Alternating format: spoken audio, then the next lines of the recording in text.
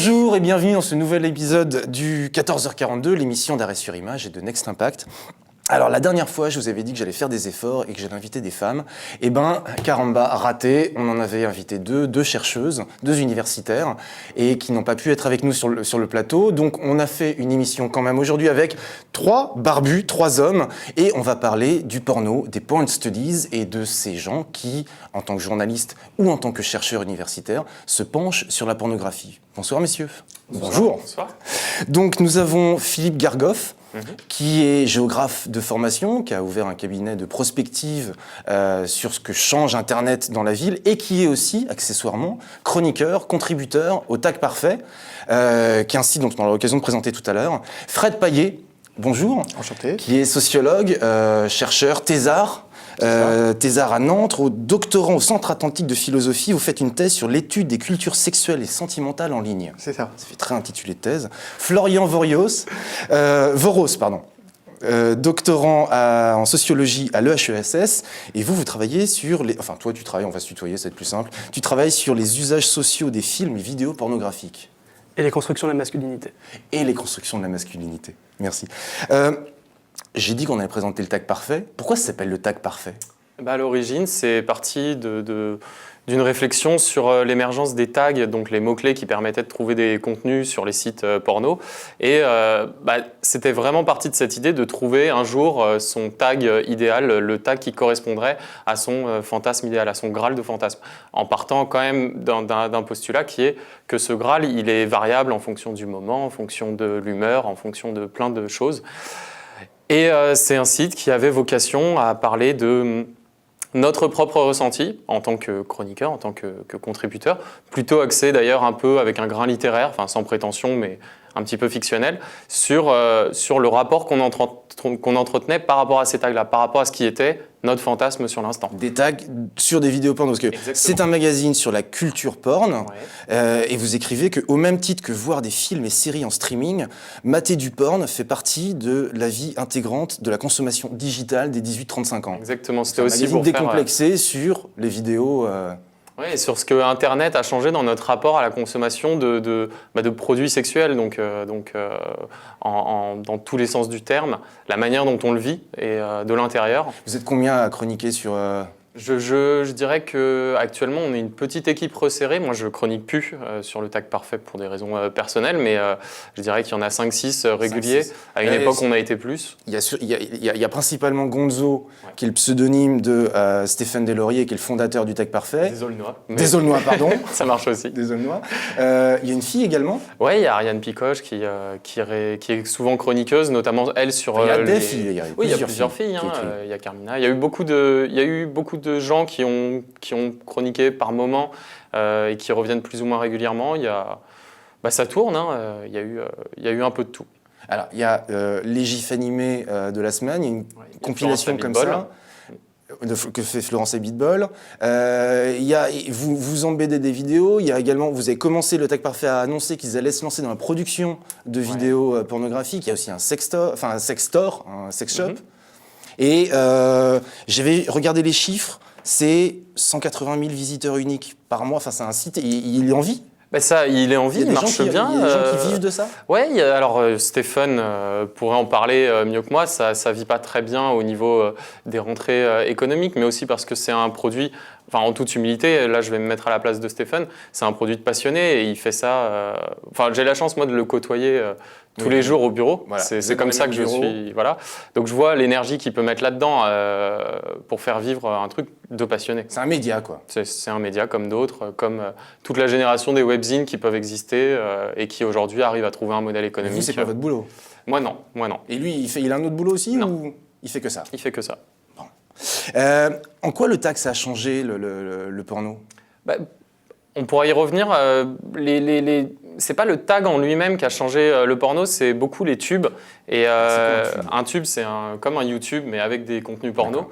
Et notamment, je dirais qu'on pourra en parler tout à l'heure, à travers deux champs un peu que je distinguerais. La porosité qu'il peut y avoir entre différentes niches sexuelles, on va dire, sur certains tubes, qui est plus ou moins variable selon les tubes et qui ouvre plus ou moins les le réservoir de fantasmes qu'on peut avoir quand on est face à son écran. Et puis, cette capacité à affiner les recherches. À titre personnel, je me suis découvert des fantasmes en allant progressivement vers des mots-clés de plus en plus précis sur des précisions toujours plus fines au niveau de l'anatomie. Un tag qui apparaissait sur une vidéo, qui fait découvrir d'autres vidéos, qui fait découvrir d'autres tags. Au final, on découvre des choses auxquelles on n'aurait jamais pensé auparavant. Exactement. En tout cas, mon expérience personnelle, sexuellement, elle est marquée par ça. Et c'est un peu ce qu'on a essayé de trouver à travers rien que le nom du tag parfait, c'est cette expression, cette espèce de recherche de l'ingrédient parfait d'un fantasme. Le tag, les tubes, ça vous parle ? Bien sûr. Bien sûr. Alors, pour rebondir, moi j'insisterai surtout sur le fait que le tournant numérique du porno, c'est aussi un changement dans l'organisation économique, et donc c'est aussi des changements dans les rapports de pouvoir entre capital et travail, comme dans n'importe quelle industrie culturelle et créative. C'est-à-dire ?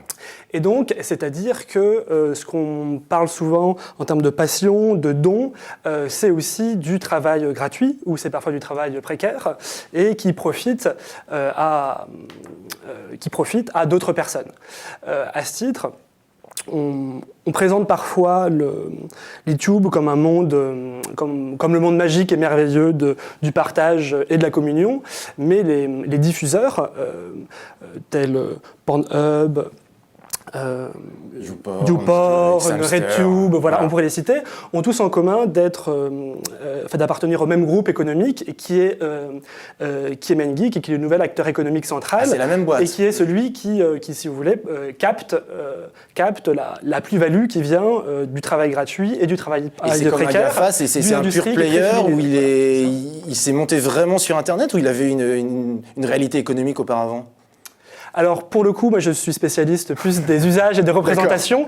En tout cas, c'est le gros industriel du secteur. Et comme tout type, on va dire, de délinquance en col blanc, c'est relativement opaque. Et les chercheurs, les journalistes ont produit différents récits de son émergence, dont je vous invite à suivre un certain nombre d'articles. Moi, j'avais cru comprendre qu'à la base, les tubes s'étaient montés et ils piquaient effectivement des extraits de vidéos produites par d'autres, mais que vu le succès de ces tubes, après, ils ont commencé à avoir des accords commerciaux avec les producteurs de vidéos porno, et que c'est un système d'affiliation. Grosso modo, les producteurs de porno leur donnent des extraits gratuits, en échange, les tubes mettent un lien qui renvoie vers le site payant, et que comme ça, ils arrivent à un échange. Donc c'est pas vraiment de la délinquance si jamais ils font du business ensemble. Je dis délinquance en col blanc parce que les articles de presse qui sont sortis ces dernières semaines parlaient notamment de condamnations pour fraude fiscale et pour blanchiment d'argent. Voilà. Ah d'accord, ah oui, donc c'est un peu comme les révélations qu'il y a eu sur le Luxembourg et le fait d'arriver à passer par des paradis fiscaux. Tout à fait. Et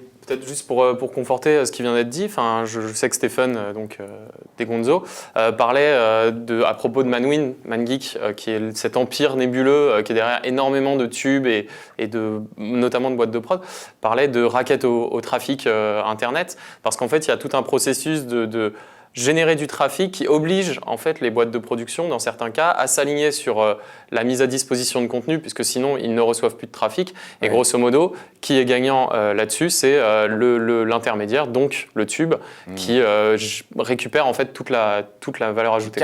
Qui capte le marché en fait. Et ils mettent un peu les prods face au mur. Donc il y a une forme, lui il parlait de racket, donc ça conforte un peu l'idée de délinquance en col blanc, si on veut dire, sur ce modèle économique.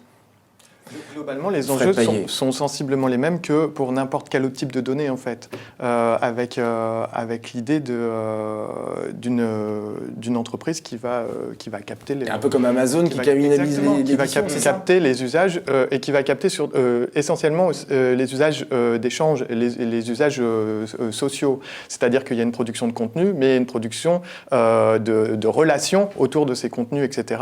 Et c'est cette production de relations qui est jamais évaluable ou jamais évaluée individuellement, qui va être capturée, comme disait Florian, au fur et à mesure. Mais c'est vraiment les mêmes problématiques. Là où on dit qu'il y a un web porno et qu'il y aurait un web normal ou un web sexuellement neutralisé, sexuellement neutre, en fait, les enjeux économiques sont sensiblement les mêmes dans les deux cas.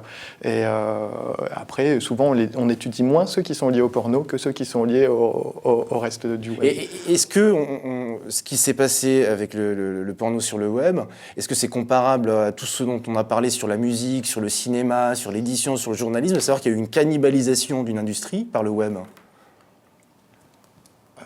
Je pense qu'on peut dire la même chose. Ça n'a pas été exactement les mêmes circuits, puisque... Il y a plein de films porno qu'on peut télécharger sur les torrents, sur les plateformes de téléchargement. Exactement.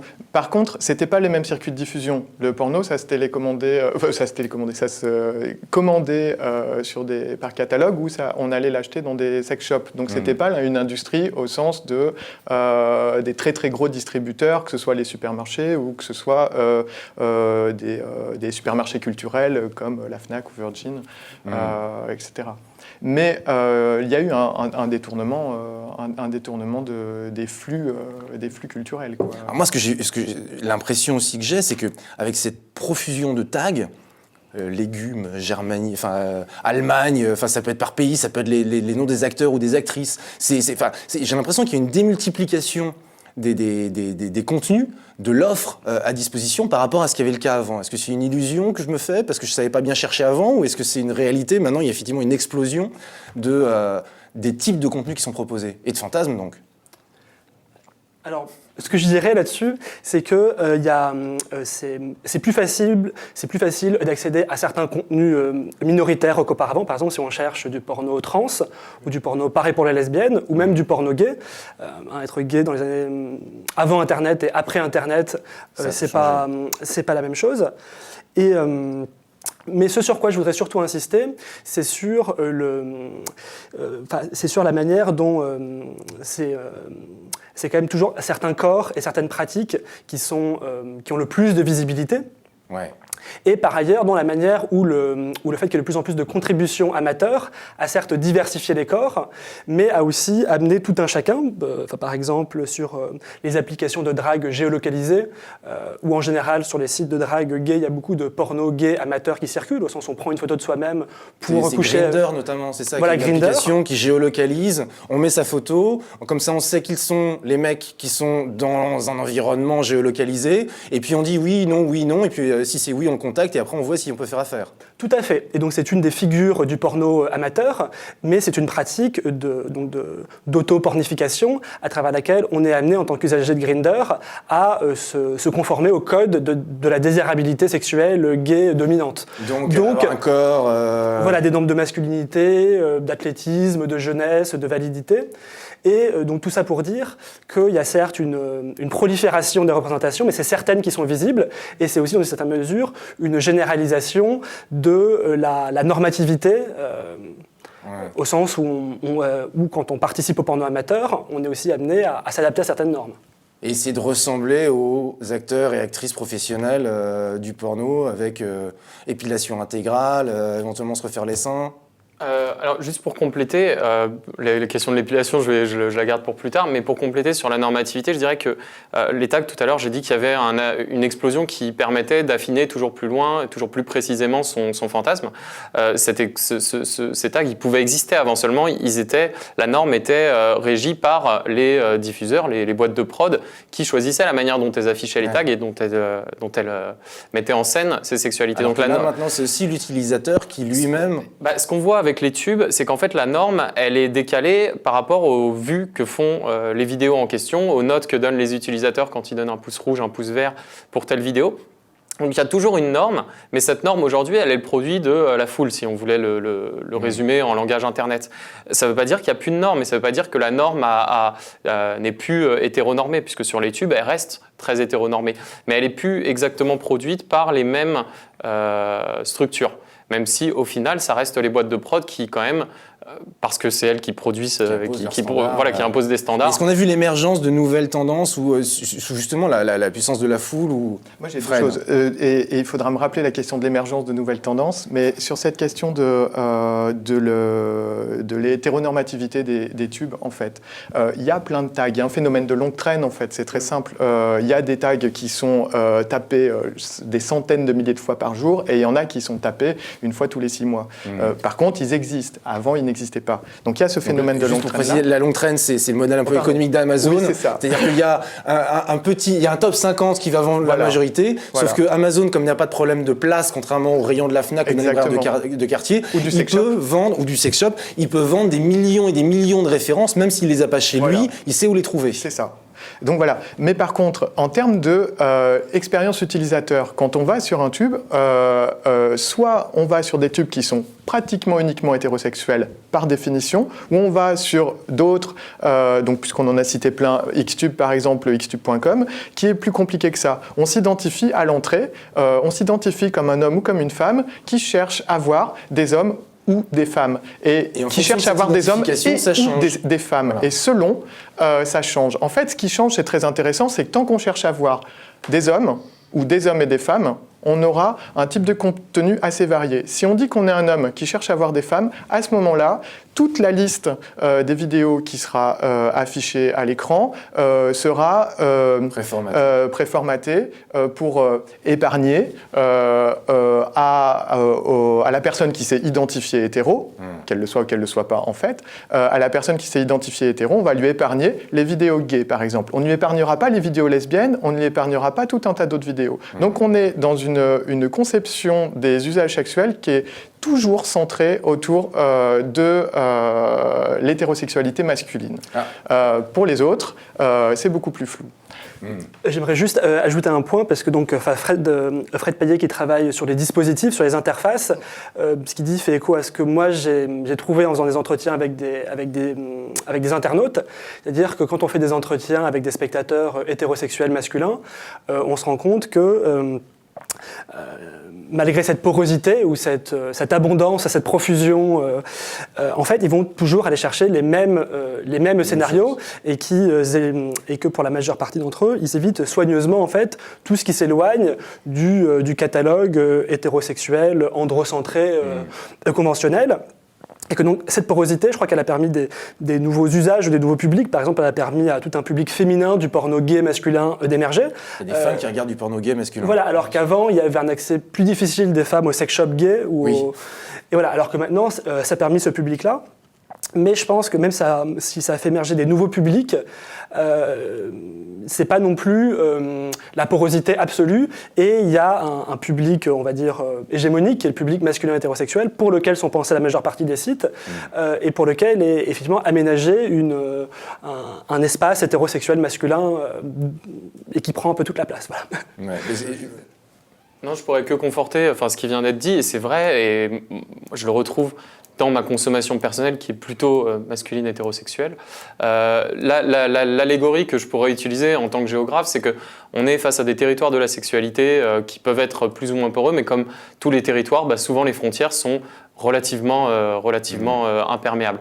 Sur certains sites comme Xhamster, par exemple, il n'y a pas cette normativité dont on parlait hétérosexuelle. C'est-à-dire, souvent, si on cherche sur certains tags, notamment, je pense à des tags assez transverses comme le tag donc le sperme, on va tomber très vite sur des contenus qui pourraient être affiliés à des contenus gays, par exemple des hommes se masturbant seuls face à la caméra, qu'on ne trouvera jamais sur des sites comme Xvideo ou Pornhub, où là, ils sont tout simplement très invisibles. Enfin, ils sont invisibles, ils n'existent pas quand on ne clique pas sur chercher du porno gay.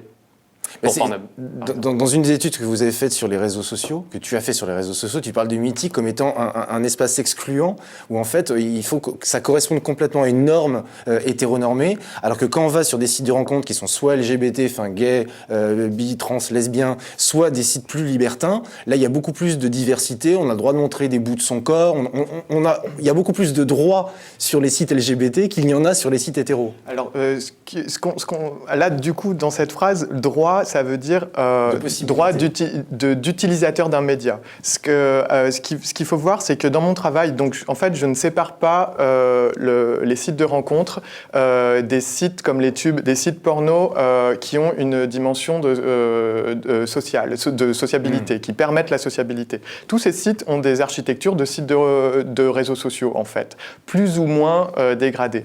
En fait, sur certains sites de rencontres qui sont les sites de dating dating sérieux. Donc Ouais. voilà, de rencontres sérieux. L'idée, c'est qu'on va créer une expérience utilisateur sans qui soit à caractère sexuel, sans utiliser de contenu sexuellement explicite. Donc on est dans une sorte de conception implicite de la sexualité. Donc c'est la navigation qui va sexualiser l'expérience. C'est-à-dire que si je m'identifie comme un homme hétéro, je ne vais discuter qu'avec des femmes hétéros. Donc toutes les relations que j'engagerai seront potentiellement des relations hétérosexuelles. Sur le même site, puisque certains sites permettent aux hommes gays et aux femmes lesbiennes de s'inscrire, si je dis que je suis un homme homo, je ne parlerai qu'à des types homo, etc.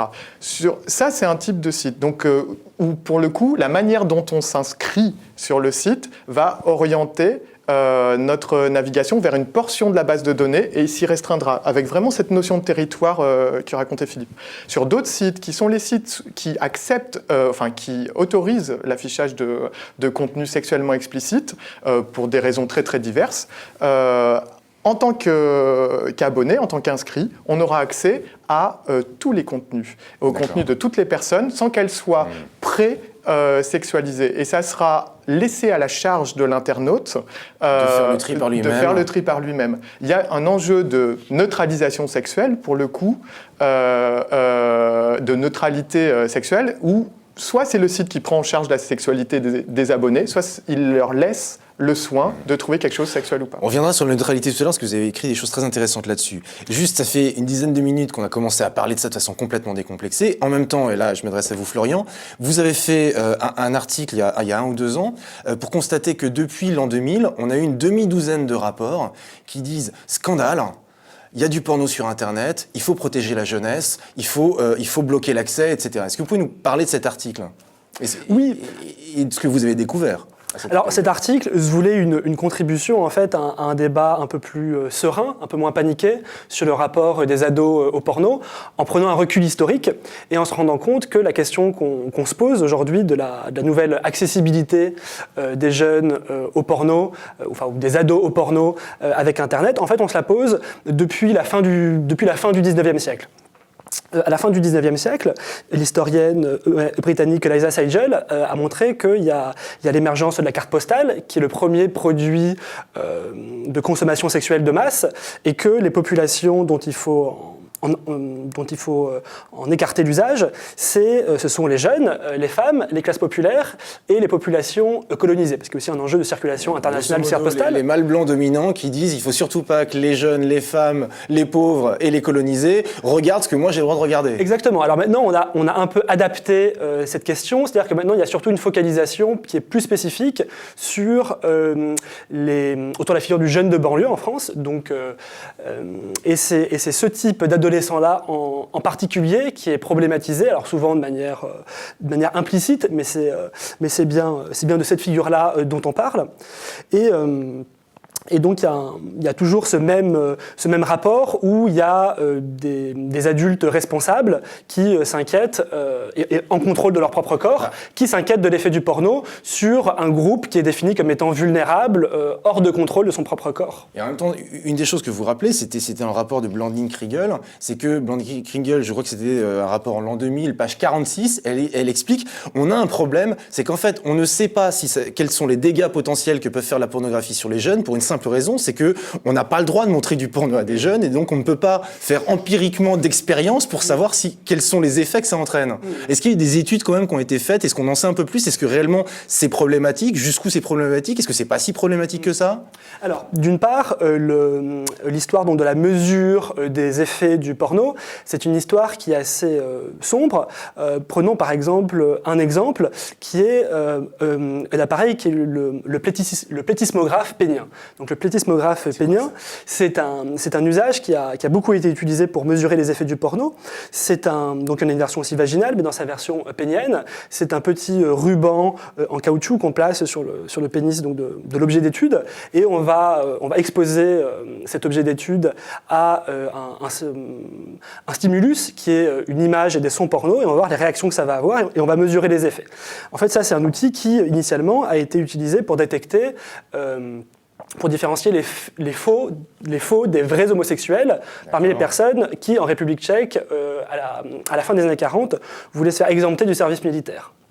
D'accord. Ensuite, il y a un autre... Et on leur montrait des vidéos porno, Voilà. et s'ils Et ça, ne bandaient pas parce qu'il y avait un contenu hétérosexuel, Tout à fait. il était homosexuel et donc il ne faisait pas l'armée. Voilà, donc je vous laisse juger de la validité de ce type d'exercice qui en fait, Et concrètement, qui en il y a fait des mesure études qui ont l'effet été du faites, dispositif. ça marche pas ça... En fait, à chaque fois, ces études-là mesurent, et c'est la même chose pour les enquêtes par questionnaire, enquête par questionnaire où on expose un public à des effets et on demande à ce public de raconter ses effets dans un questionnaire. On mesure avant tout l'effet d'un dispositif méthodologique, plus que l'effet des images, parce que Donc, c'est la preuve scientifique des effets du porno est depuis le début fallacieuse et articulée très étroitement à un projet politique conservateur. Et on a parlé aussi du fait que les tournantes avaient été facilitées parce qu'il y a des gens qui regardaient des pornos. On a parlé de gens qui, effectivement, passaient... plus facilement à l'acte ou demandaient des choses plutôt que les jeunes demandaient plus facilement des choses maintenant parce qu'ils ont vu ces choses-là au porno, dans des vidéos porno, alors que c'était pas forcément le cas avant cette démocratisation du porno. Il y a une chose, juste, c'est Fred Paillet. dans cette manière-là de présenter les choses, ce qui est intéressant, c'est qu'il y a un porno, c'est le porno. Ouais. Et en l'occurrence, souvent, en fait, le porno qui est incriminé, c'est un porno qui est sexiste et qui est machiste, et jamais sont discutés la variété des contenus porno, la variété idéologique, la variété politique, puisqu'il y a... C'est ceux qui sont les plus regardés. Alors, la question, c'est un des enjeux, c'est-à-dire qu'il faudrait promouvoir du porno éthique, du porno féministe, du porno antisexiste, etc. Le truc, c'est que les personnes qui posent la question des dangers du porno ne sont pas les mêmes personnes qui posent la question, la nécessité, voire y travaillent, de produire de nouveaux pornos. Et c'est deux champs qui ont du mal à dialoguer, ce qui n'est pas surprenant aussi, quoi. Et alors justement, Florian, ce que vous disiez en conclusion de votre papier, c'était qu'il fallait en fait reformuler sur des bases non moralisatrices la construction idéologique du sexisme tel qu'il se pratique majoritairement, ou en tout cas globalement, dans le porno. Et que ce serait plus sous cet angle-là qu'on pourrait trouver une solution au problème de l'accès au porno quand on est jeune, ou du porno éthique, pour reprendre porno bio, labellisé bio, que sous l'angle d'un contrôle d'accès. Tout à fait, parce que la pornographie compte dans la construction du genre et dans les rapports de genre. Donc ça compte. Hein, on peut l'envisager si on reprend cette formule de la théoricienne féministe italienne qui a beaucoup travaillé aux États-Unis, Teresa De Lauretis. C'est une technologie du genre au sens où c'est un espace où se produit le genre, la pornographie. Et donc où se jouent des rapports de pouvoir. Donc c'est très important d'investir ce terrain-là, de pas le délaisser. Et c'est important d'investir sur des bases non moralistes. Mais en attendant, il n'y a pas des études qui ont été faites qui montrent qu'il y aurait plus de fellation plus jeune maintenant qu'auparavant. Enfin, c'est l'impression qu'on peut en avoir. Non ? C'est pas... Je me trompe en disant ça ? Qu'il y aurait des comportements plus outranciers qu'auraient les jeunes aujourd'hui parce qu'ils ont vu plus de porno qu'avant ? Oui, vas-y. Après, il y a une question simple, c'est en quoi c'est problématique. C'est-à-dire, d'un point de vue féministe, par exemple, en quoi c'est problématique la fellation. Donc on peut en discuter. Il y a des études qui ont été faites ou pas ?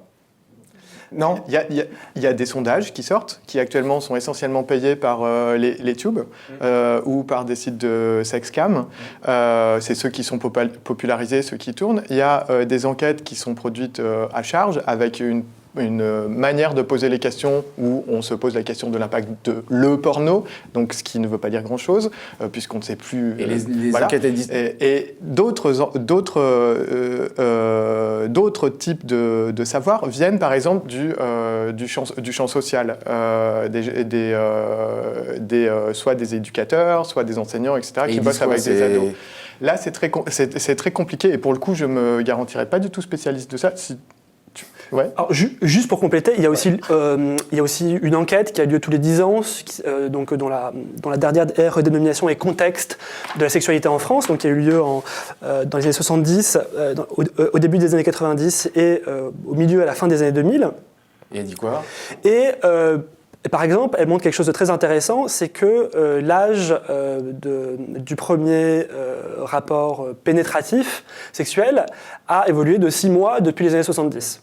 Ouais, on reste toujours aux alentours de 17 ans. Voilà. Après, ce qu'on note aussi, c'est qu'il y a un relatif élargissement du répertoire sexuel auquel la pornographie, parmi d'autres choses, a probablement contribué. Et la fellation. Mais ce que je voudrais souligner, c'est que quand on se pose la question des effets du porno, il y a souvent une implication, c'est que ce sont des effets négatifs. Or, il faut réfléchir au point d'appui normatif qu'on mobilise pour discuter de la sodomie, de la fellation, et de voir comment c'est des pratiques qui impliquent différemment des rapports de pouvoir en fonction des contextes. Et donc, on peut pas. La fellation a des significations très différentes en fonction des contextes où elle est pratiquée. Donc, mesurer l'occurrence de cette pratique, en soi, le problème, c'est pas la fellation. En soi, le problème, c'est est-ce que la fellation, elle est réellement librement consentie, ou est-ce elle répond à une norme parce que on l'a vu à la télévision, ou en quelle mesure c'est parce que le mec le demande et que la fille, pour le faire plaisir, le fait alors qu'on n'a pas vraiment envie. Tout à fait. D'accord. Ou mille autres possibilités, voilà. Raison. Et qu'en fait, ça pose beaucoup plus de questions que ça n'apporte de solutions, si je comprends bien cette construction de normes. Disons qu'en fait, ça a été très bien dit, c'est totalement biaisé comme question, puisque le problème n'est pas est-ce que les jeunes font plus de fellation, moins de fellation ou quoi. Le problème est quels sont les présupposés, les normes qui vont être injectées dans une fellation. Au final, on s'en fiche un peu du chiffre. Ce qui compte, c'est la manière dont c'est pratiqué ou c'est reçu. Enfin, si je résumais un peu en grossissant. Là, il y a Ovidie qui apparemment va sortir un documentaire bientôt. Elle a interrogé plein de jeunes filles et apparemment, il y en a plein qui pratiquent l'épilation intégrale parce que c'est devenu une norme, ou un petit peu comme ce que vous disiez tout à l'heure sur la construction de la normativité du corps, du gay, où il faut être bodybuildé, où il y a une sorte de normativité. Après, moi, je serais plus nuancé sur la manière dont les personnes s'approprient cette norme et l'incorporent ou voire la détournent. C'est-à-dire que si on prend l'exemple de la culture gay a aussi donné lieu à des expressions en fait assez diverses d'expressions hyper masculines, d'une culture du poil ou d'une culture du muscle, qui dans certaines de ces expressions, qui malheureusement ne sont pas majoritaires, peut être tout à fait intéressante du point de vue du genre et d'un point de vue féministe. De même que l'épilation, il faudrait faire en fait une enquête. Donc je suis très intéressé de voir ce documentaire d'Ovidie, parce qu'il ne faut pas présupposer que les femmes qui font des épilations intégrales se soumettent à une norme. Il faut plutôt, je pense, poser la question de leur capacité d'agir et de la manière dont elles peuvent agir avec leur corps. L'exemple de l'épilation, en un mot, je trouve intéressant. Nous, au TAG, en tant que consommateur, on a vu récemment un retour dans le marketing du porno hétéro dominant, des grosses boîtes de prod, un retour du poil, du poil en tant que comme un phénomène de mode. Comme un phénomène de mode. Sacha Grey est passé par là. D'autres actrices sont. C'est qui Sacha Grey ? Sacha Grey, c'est une grande superstar des années 2000. C'est peut-être le plus grand prototype de superstar d'Internet, je dirais, de notre génération. Il y a eu un retour du poil. Il y a eu toute une série qui s'appelait Bush, qui était avec des actrices qui n'étaient pas épilées, donc pour aussi marquer une sorte de mode, de retour. Et inversement, on pourrait se demander dans quelle mesure des boîtes de rasoirs qui font des pubs sur le Chaminou, cette pub qui était extrêmement d'ailleurs cliché et sexiste, je ne sais pas si vous en souvenez, c'était une petite pub pour une boîte de rasoirs d'hygiène intime pour femmes qui jouait sur tous les clichés. La chanson était le Chaminou, le Chaminou. Voilà. Dans quelle mesure elle n'impose pas une autre norme et ce qui n'est pas dépendante du porno. Donc il ne faut pas non plus mettre tout. On a dit que tout à l'heure, c'est pas le porno qui amène toutes les normes. Il y a beaucoup d'autres secteurs dans la société qui contribuent à des normes telles que... Les magazines de mode... Tout à fait. Et pour rebondir, je pense qu'il faut toujours replacer le porno dans un univers médiatique plus large et que je pense que la pornographie offre aujourd'hui des représentations plus diversifiées de la pilosité féminine que les produits de beauté commercialisés par les grands groupes pharmaceutiques. J'avais une autre question, c'était jusqu'où on peut aller trop loin, parce que tout à l'heure, je ne sais plus si c'était Florian ou Fred qui parlait de rapports de classe, rapports sociaux, enfin qu'il y avait quand même des gens qui payaient et puis des gens qui étaient payés. On sait avec le phénomène des cam girls notamment qu'il y a de plus en plus de filles, notamment dans des pays pauvres, qui acceptent de se dénuder dans live devant les caméras parce qu'elles vont gagner de l'argent, et plus elles vont aller loin dans les pratiques, plus elles vont gagner de l'argent. Est-ce qu'on a une idée des effets concrets sur l'exploitation qui peut être faite des acteurs et des actrices dans le milieu du porno? Est-ce que ça a changé par rapport à ce qui se faisait auparavant? Parce que c'était pas très très glorieux forcément les pratiques dans le milieu. Alors, je crois que voilà, l'industrie du porno, même si parfois on dit qu'en France, donc là je vais notamment citer les travaux de Matthew Trashman, qui a fait sa thèse et qui est devenu un ouvrage, Le travail pornographique, qui a fait une enquête ethnographique qui traite notamment des conditions de travail dans la production pornographique hétérosexuelle française. Alors, le travail de Matthew Trashman nous amène notamment à voir qu'en France, c'est quand même un niveau assez artisanal. C'est pas une grosse industrie, c'est pas laquelle. C'est les PME. Mais bon, si on parle malgré ça du porno comme une industrie culturelle mondialisée, elle est très diverse, elle offre des conditions de travail très très différentes en fonction des endroits. Et ce qui ressort, ce qui se dit notamment, c'est que le tournant numérique a coïncidé avec une baisse des cachets par tournage. Il y a plutôt une baisse en ce moment en France, comme dans d'autres endroits, des cachets pour les acteurs et pour les actrices. Et donc, c'est aussi lié à des formes de précarisation et aussi à des formes de travail gratuit. Et l'arrivée des amateurs également, qui eux font ça gratuitement ou bénévolement, qui fait une sorte de concurrent dumping social, on va dire. C'est-à-dire que je pense qu'il y a une partie du porno amateur sur Internet qui est liée à une éthique du don, du partage. Et donc, il y a des communautés sexuelles qui émergent et qui sont basées sur l'idée de la réciprocité, du don, du partage. Et sauf que cette énergie qui est mise dans la construction de ces relations sociales, elle fait aussi l'objet d'une extraction de plus-value par les capitalistes de la pornographie numérique. Voilà. En même temps, dans un des papiers que j'ai lu que vous avez fait, vous rencontrez quelqu'un qui, lui, est un soumis, qui se filme quand il est avec des hommes, et lui, il le met, parce que ça lui permet de draguer et de trouver des nouveaux partenaires. Et il y en a un certain nombre comme ça, c'est pas seulement du don, c'est du don parce qu'ils espèrent pouvoir draguer en montrant les vidéos. Voilà, c'est aussi une technique de drague. Tout à fait, et je pense un peu à contrario de la figure du masturbateur solitaire, à laquelle on pense souvent quand on pense aux consommateurs de porno, qui est toujours masculin, on pense jamais au public féminin. Il faut, ce qu'Internet a visibilisé, mais ce qui était déjà vrai avant, c'est que le porno est pris dans un tissu de relations sociales, et que l'histoire du porno gay, depuis le tout début de la photographie porno gay amateur au début du XXe siècle, c'est en fait l'histoire des sociabilités gays, c'est-à-dire que se faire prendre en photo par son partenaire, l'utiliser pour draguer un autre partenaire, ce sont des pratiques qui existent depuis longtemps et qui là sont visibilisées maintenant avec Internet, au sens où ces interactions sont rendues visibles, et que ce soit par des sites de porno amateurs comme Xtube, par des applications géolocalisées comme Grindr, ou par des sites de drague comme Gay Romeo, l'échange de contenu porno amateur, textuel, visuel, plus ou moins explicite, est central en fait dans la rencontre sexuelle gay aujourd'hui. Alors ce que j'ai vu aussi qui était assez intéressant, c'est que j'ai vu pas mal de féministes qui font du porno, alors soit avec leur mec, alors c'est toujours elle n'est que avec son chéri, qui vivent de ça. Il y a de plus en plus de festivals de films féministes et de films queer et de films. Alors je sais pas comment, il y a un terme pour définir cette nouvelle façon de faire du porno féministe ou Ils sont bien ceux-là. Il y avait un festival tout récent là, je crois à Berlin, sur le sujet. Et le terme queer, il a cette qualité, il a d'autres défauts, mais il permet d'englober toute une nouvelle manière d'appréhender.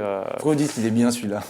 Non, mais parce que, il est connu. La terminologie queer, de toute façon, elle n'est pas univoque, mais elle est connue. C'est quoi ? C'est un petit peu comme les produits bio par rapport à la grande distribution et la viande d'abattage. Il y a une réflexion. Parce que ce qu'a permis Internet, c'est a permis l'émergence ou la consolidation d'un marché du sexe féministe et queer. Et notamment si vous allez sur les blogs des différentes grandes figures du porno féministe queer états-unien, il y a toute une réflexion effectivement sur l'éthique du tournage ou sur l'éthique de la consommation. Et notamment que faire en tant que consommateur et consommatrice quand le marché est dominé par ManGeek. Que faire en tant que réalisatrice possède tous les principaux tubes. Que faire en tant que réalisatrice pour prendre soin de la santé de ses salariés? Voilà, c'est des questions qui sont au centre, effectivement, du porno féministe et du porno queer. D'ailleurs, sur la santé, je voulais faire juste un point de complément sur ce qui a été dit tout à l'heure, mais dans la précarisation, elle n'est pas simplement économique, il y a aussi notamment la question des maladies sexuellement transmissibles et du sida qui s'est posée très fortement.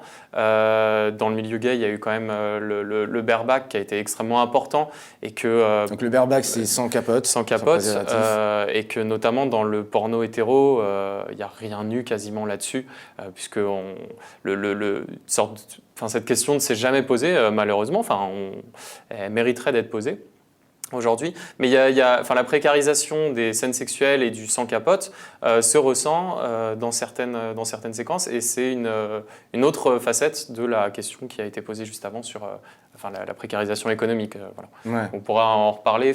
Un des exemples, là, je rebondis, il y a eu un début de polémique avec un papier qui avait été fait sur le tag parfait sur Pierre Woodman, qui était donc un hardeur qui est assez connu, qui est un hardeur français, qui a des méthodes qui sont assez contestables, voire limites. Il y avait un documentaire qui avait été produit.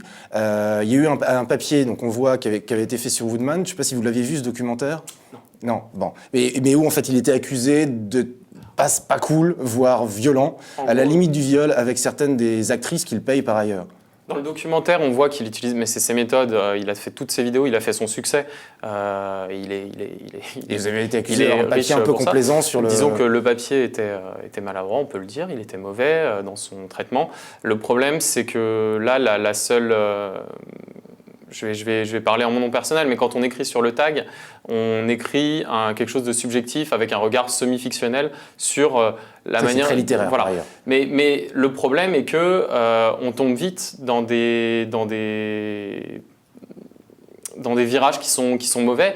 Et là, par exemple, le travail en question du chroniqueur qui a fait ce papier relatait ce qu'il voyait avec de la complaisance. Le problème, c'est que lui ne voulait pas être complaisant avec ces pratiques-là. Il racontait des choses que ne racontait pas le documentaire, qui étaient il pires voulait que ce aller que plus loin, il documentaire. voulait ironiser sur la chose. Au final, c'était une mauvaise chose d'ironiser sur les comportements de Pierre Woodman.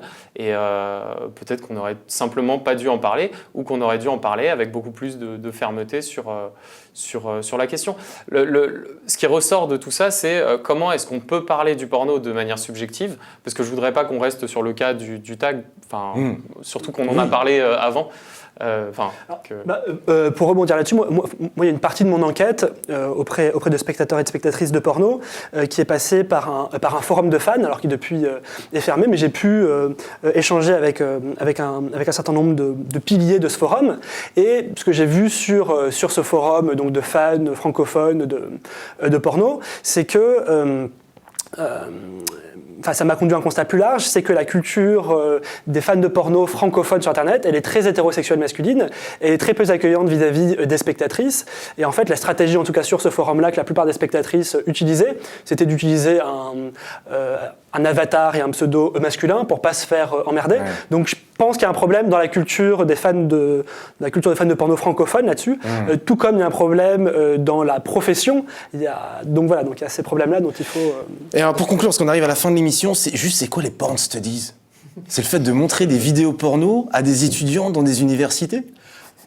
En fait, c'est tout simplement l'étude du porno, et c'est la rencontre entre deux mondes que, a priori, tout oppose, le monde du porno et le monde de l'université.